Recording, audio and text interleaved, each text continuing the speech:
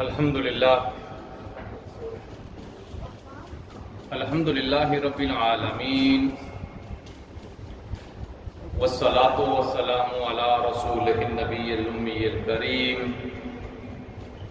وعلی آلہ وصحابہ اجمعین، اما بعد، اعوذ باللہ من الشیطان الرجیم، بسم اللہ الرحمن الرحیم، وَلَا تَقُولُوا لِمَن يُقْتَلُ فِي سَبِيلِ اللَّهِ أَمْوَاتٌ بَلْ أَحْيَاءٌ وَلَٰكِن لَّا تَشْعُرُونَ۔ صدق اللہ العظیم۔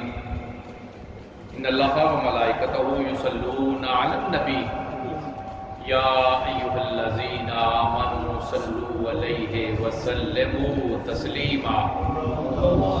اللهم صل وسلم علی سیدنا و مولانا محمد وعلی آل سیدنا و مولانا محمد وبارک وسلم علیہ۔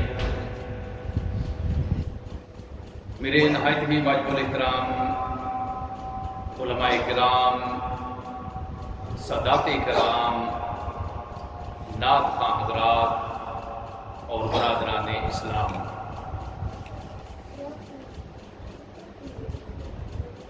نواسۂ رسول، جگر گوشائے بطول، راکب دوش مصطفیٰ، جگر گوشائے امام علی المرتضیٰ، سید الشہداء حضرت سیدنا امام حسین رضی اللہ تعالی عنہ کے حضور عقیدت و محبت کے پھول پیش کرنے کے لیے ہم یہاں جمع ہے۔ مختصر سے وقت میں تاریخ کے اوراق کی روشنی میں واقعہ کربلا آپ احباب کی خدمت میں پیش کرنے کی کوشش کروں گا۔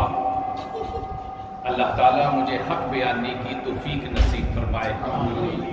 اے کربلا کی خاک اس احسان کو نہ بھول، اے کربلا کی خاک اس احسان کو نہ بھول، تڑپی ہے تجھ پہ لاش جگر گوشائے بطول، اسلام کے لہو سے تیری پیاس بجھ گئی، اسلام کے لہو سے تیری پیاس بجھ گئی، سراب کر گیا تجھے خون رگے رسول، قتل حسین اصل میں مرگ یزید ہے، قتل حسین اصل میں مرگ یزید ہے، اسلام زندہ ہوتا ہے ہر کربلا کے بعد۔ ذات محترم، 5 شعبان 4 ہجری کا شانہ مولائے کائنات میں ایک ایسا بچہ پیدا ہوتا ہے جس کو امام الانبیاء حسین کا نام دیتے ہیں۔ حصول برکت کے لیے صرف ایک حدیث پاک عرض کروں گا۔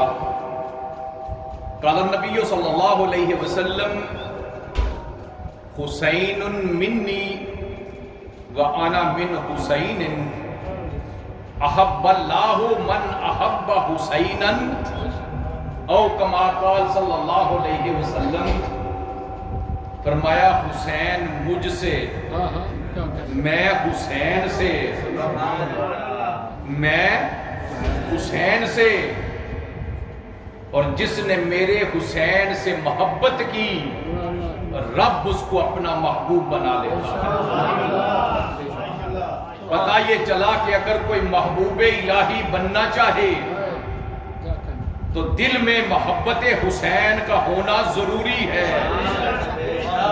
محبت حسین نہ ہو کوئی محبوب الہی نہیں بن سکتا، کیونکہ یہ میرے اور آپ کے نبی کا فرمان ہے، احب اللہ من احب حسینا، پہلے میرے حسین سے محبت کرو، پھر رب محبت کرے گا، اور جس سے رب محبت کرے وہ محبوب الہی بن جاتا ہے۔